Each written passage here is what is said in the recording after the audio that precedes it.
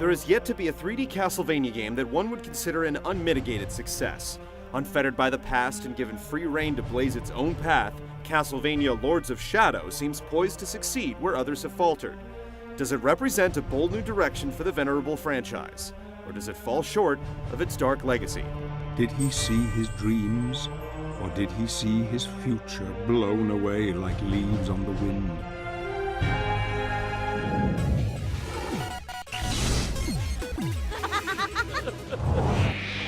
These are dark times, times without hope.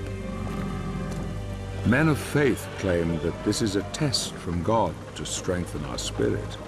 You are Gabriel Belmont, a solemn knight of the Brotherhood of Light, and you're on an important mission: to stamp out the Lords of Shadow, a loose scheming confederation of powerful supernatural entities that wields untold power.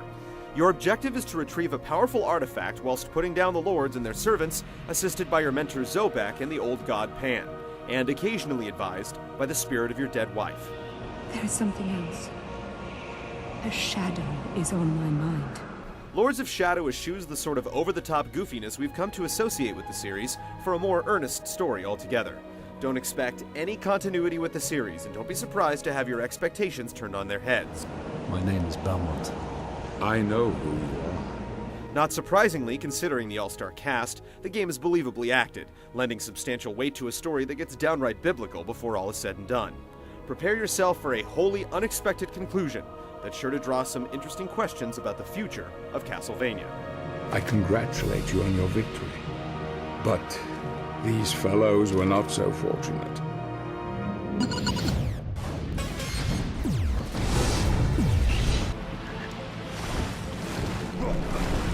If you've been playing action games for the past few years, chances are you'll be on familiar turf in Lords of Shadow.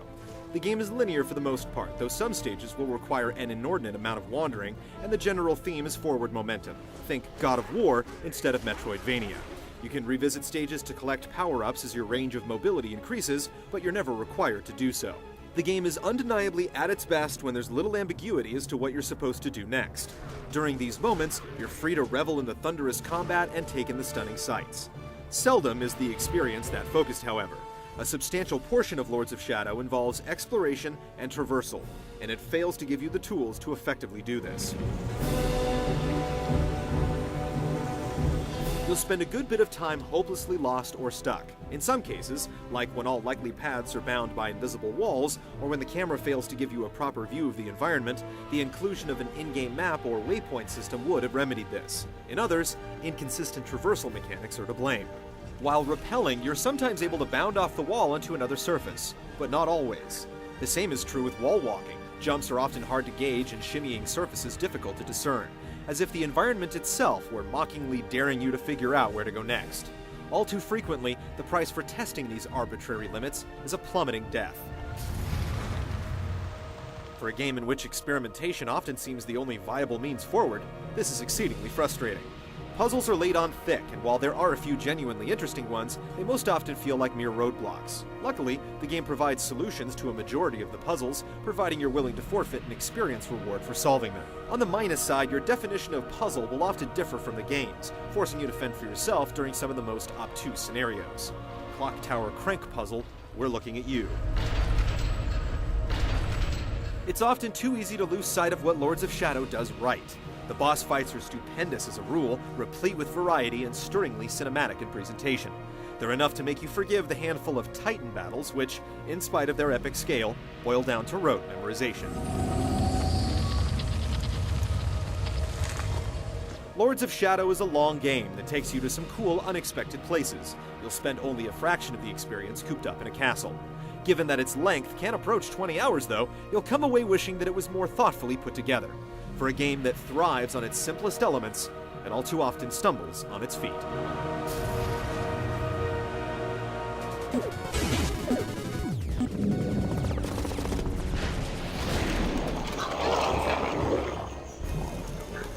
If there's one aspect of Lords of Shadow that's unquestionably well wrought, it's the fighting.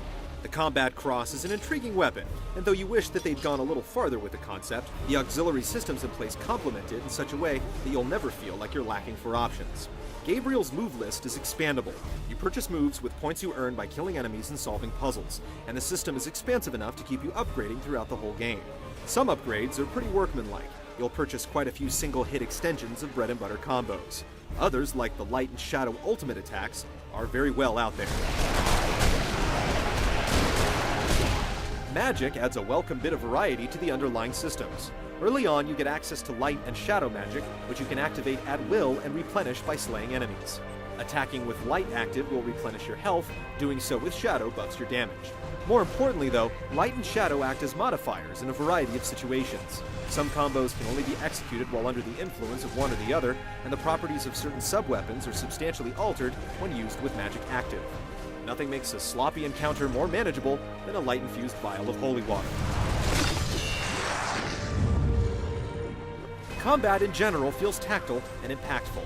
You're motivated to pay attention not only because the feedback is so convincing, but because the systems in place reward careful play. Even when it comes to boss fights, Gabriel's counter ability yields dividends when properly utilized, allowing you to rack up the combo meter for maximum magic yield. Having some light gauge at your disposal for some of the touchier fights can mean the difference between success and failure. The beast riding mechanics stick out as superfluous when compared to the rest of the systems. Whenever you encounter a monster you can ride, rest assured that an obstacle that only a beast can surmount isn't too far ahead. And if for any reason you dismount before reaching said obstacle, get ready to hunt down and subdue another beastie. While there's no shortage of combat in Lords of Shadow, the encounters definitely start to feel less momentous as the game wears on. All too often, you'll feel like the horde of enemies attacking you is there merely to prevent you from reaching that crank you were about to turn. In your mind, you'll have no doubt that the combat belongs right at the forefront of the experience. It's too bad that the game seems to forget this partway through.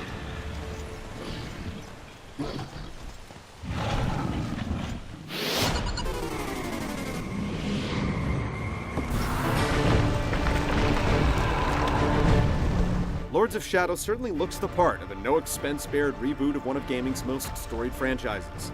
The game holds its own alongside some of the most accomplished graphical powerhouses out there, rendering a horrific, brilliantly imagined world peopled by convincing characters, human or otherwise. Some of the vistas are truly stunning, and while the performance buckles under the weight on more than a couple of occasions, it's hard to begrudge it the details. The cast is stellar. Robert Carlyle does justice to the solemn, determined Gabriel, and Patrick Stewart will have you questioning the motives of the slightly menacing Zobek till the very end. Good luck, my friend.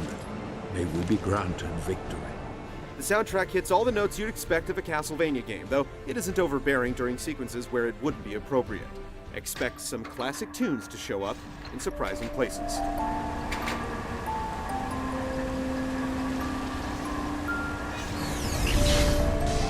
A force so powerful that all reason becomes blind to it, blind to all things, even the truth.